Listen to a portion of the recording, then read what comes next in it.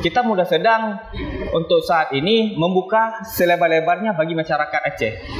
Bagi pemuda-pemudi Aceh yang ingin berkontribusi secara politik, kita membuka, tidak kita batasi apakah dia siapapun yang memiliki KTP Aceh, siapapun dia merasa bangsa Aceh, dia berhak mendapatkan hak politik secara menyeluruh secara pribadi dia.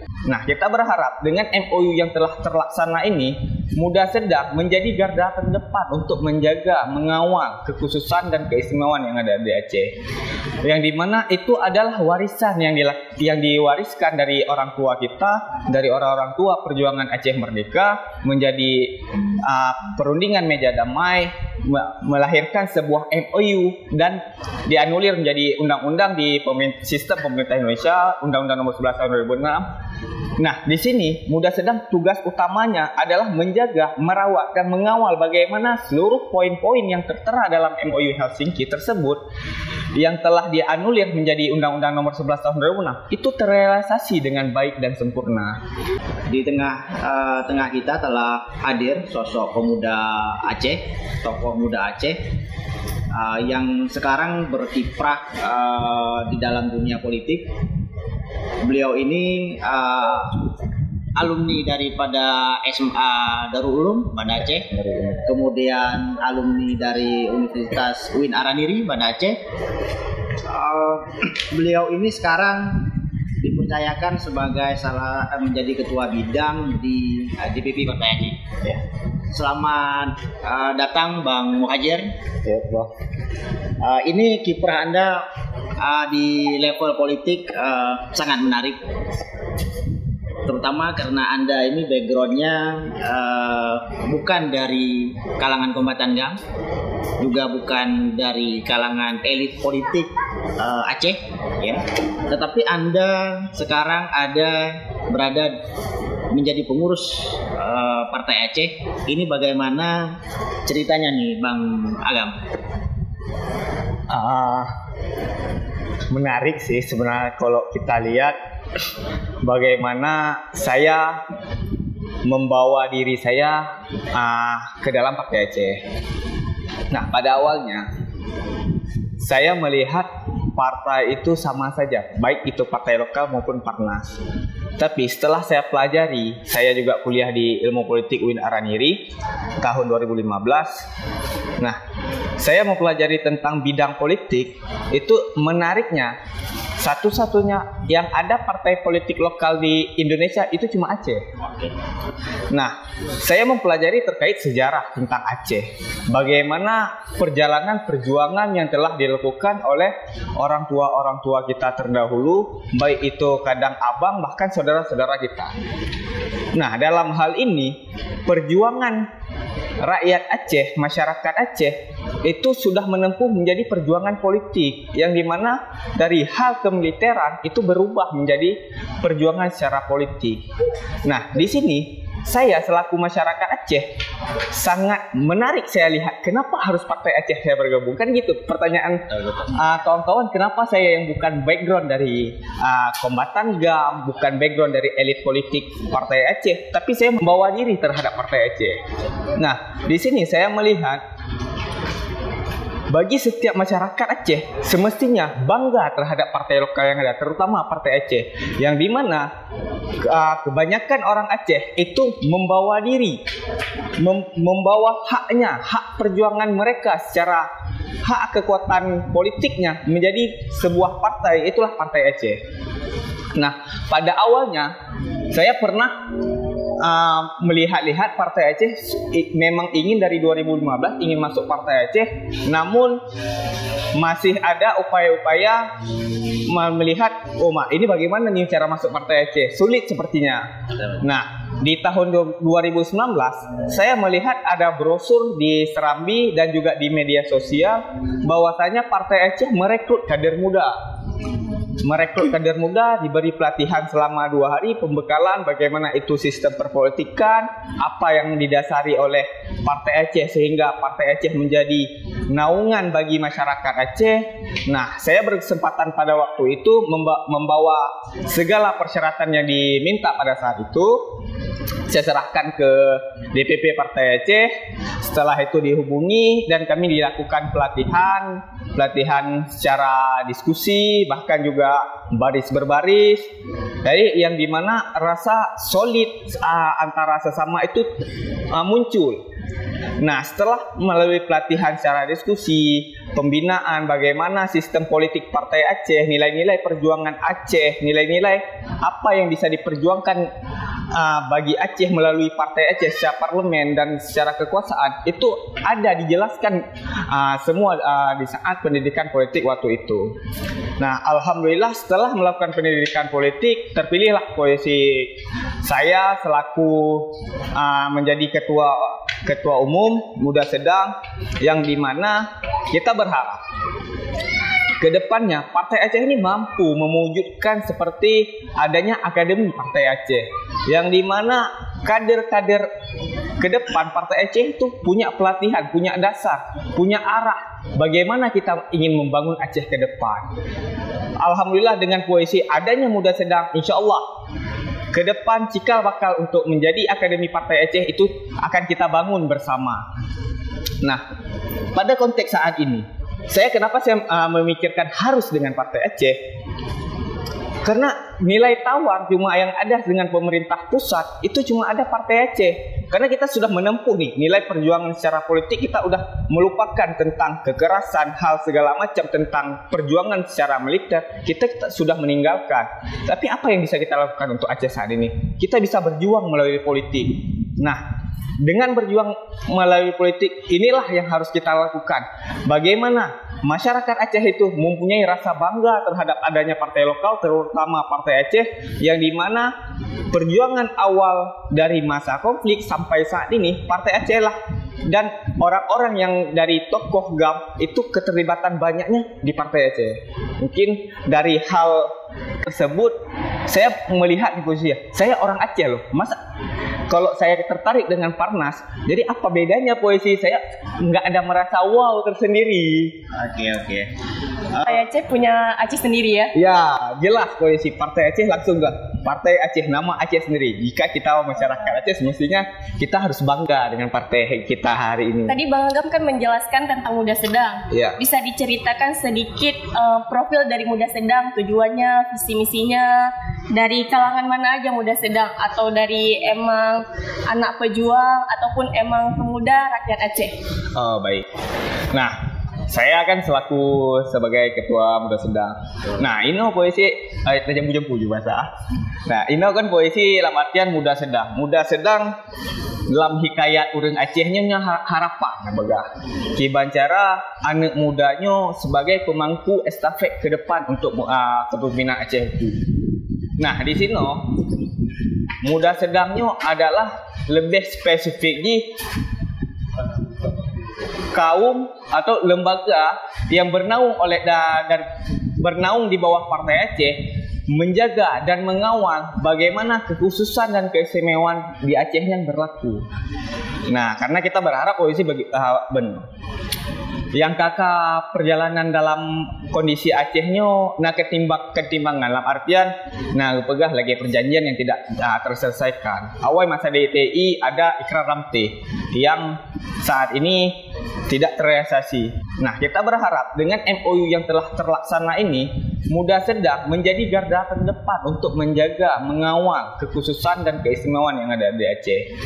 Yang dimana itu adalah warisan yang diwariskan dari orang tua kita, dari orang-orang tua perjuangan Aceh Merdeka, menjadi perundingan meja damai, melahirkan sebuah MOU dan dianulir menjadi undang-undang di sistem pemerintah Indonesia, Undang-Undang Nomor 11 Tahun 2006. Nah, di sini Muda Sedang tugas utamanya adalah menjaga, merawat dan mengawal bagaimana seluruh poin-poin yang tertera dalam MOU Helsinki tersebut yang telah dianulir menjadi Undang-Undang Nomor 11 Tahun 2006 itu terrealisasi dengan baik dan sempurna.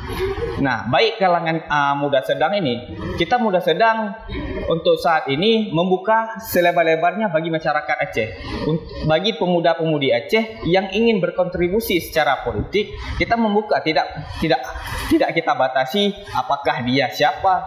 siapapun yang memiliki KTP Aceh, siapapun dia merasa bangsa Aceh, dia berhak mendapatkan hak politik secara menyeluruh secara pribadi dia.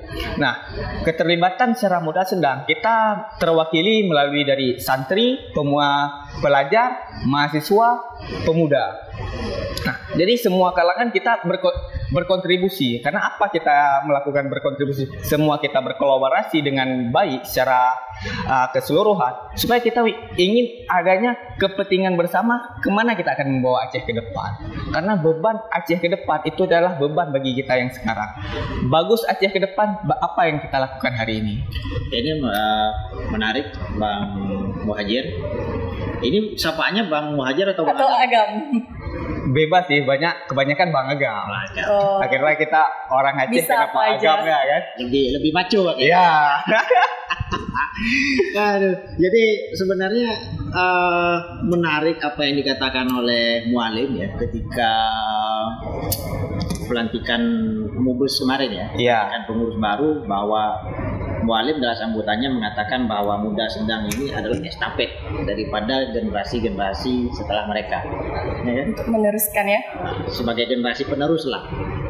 Ini sebenarnya apakah memang Partai Aceh telah menyiapkan muda sedang untuk generasi seterusnya, dan seberapa besar telah muda sedang sejauh ini Bang Agam?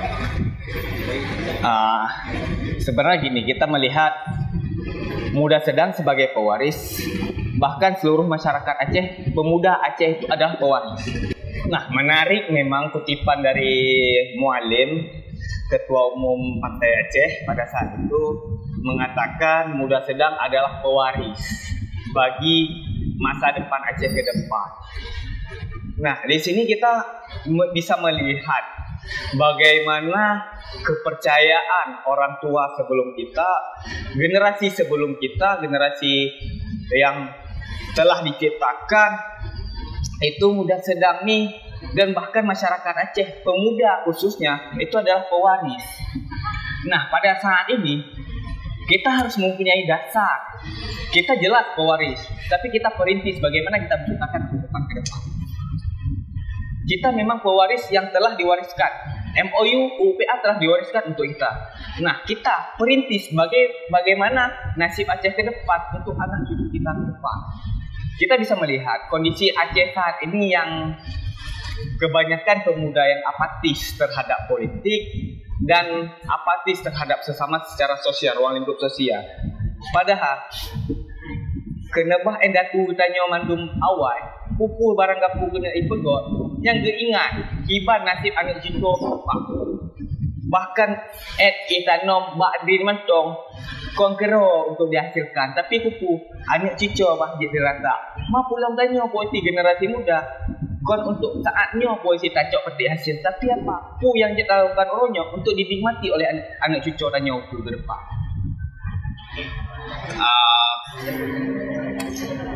Sekarang Abang Agam sebagai generasi pemuda Aceh ya, telah bergabung dengan Partai Aceh dan menjadi ketua Muda Sedang ya kan. Sedang Aceh ya. Tentunya ada aspirasi pemuda yang ingin diperjuangkan ya, melalui Partai Aceh ini. Nah, sekarang kita lihat bahwa anak-anak muda Aceh itu multi talent Bang Agam. Iya. Ya.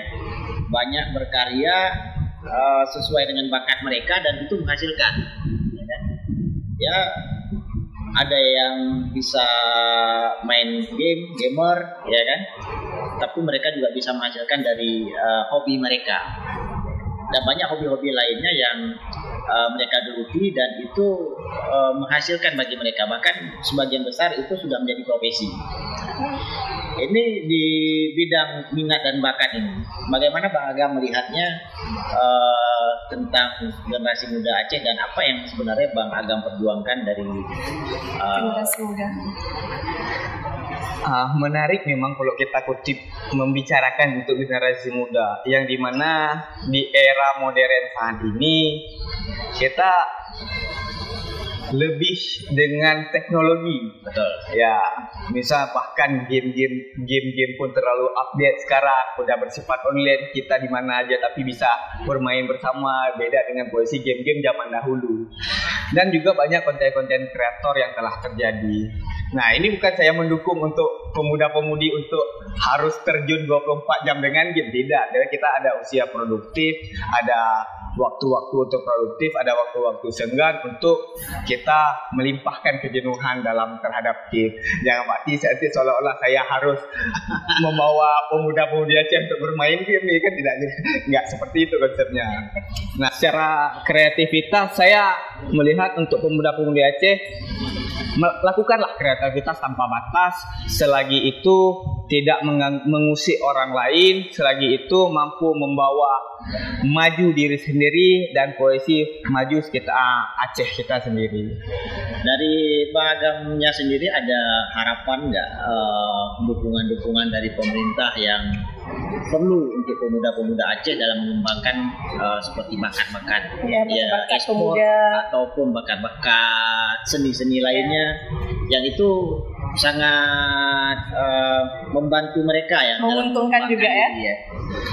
Kalau posisi dengan saya melihat kondisi ini saat ini ya, saya lebih dominan melihat konteks dalam pemberdayaan lapangan pekerjaan kondisi untuk Aceh, yang dimana kita melihat di usia produktif kondisi anak muda sekarang banyak yang pengangguran, bahkan yang telah lulusan sarjana S1, S2 bahkan S3 masih tidak ada lapangan pekerjaan. Nah, sebenarnya semestinya pemerintah Aceh memikirkan bagaimana anak-anak Aceh ini, pemuda-pemudi Aceh ini mampu mempunyai pekerjaan yang layak, dan sehingga pertumbuhan ekonomi di Aceh itu hidup dari misal, bukan saya tidak menginikan game atau ekspor, tapi lebih layaknya karena ketimbang hari ini banyak kita melihat di warung kopi itu anak-anak muda itu lalai dengan game, dengan segala macam. Karena apa? Karena mereka tidak ada lapangan pekerjaan yang melimpah. Kita melihat kondisi Aceh sumber daya alam yang melimpah ruah, tapi industrinya masih minim yang ada di kondisi di Aceh. Bagaimana kita mampu membawa investor ke Aceh, membuka lapangan pekerjaan? Itu semestinya pemerintah Aceh harus memikirkan. Aceh harus bisa terjadinya perputaran uang di Aceh sehingga kesejahteraan masyarakat Aceh terwujud. Itu yang masih sangat minim saya lihat. Bukan tidak ada yang dilakukan. Berbicara pemerintah membicarakan UMKM diberikan, tapi tidak ada pengawasan. Bagaimana suatu badan usaha atau kelompok dari masyarakat itu mampu membangun sektor UMKM?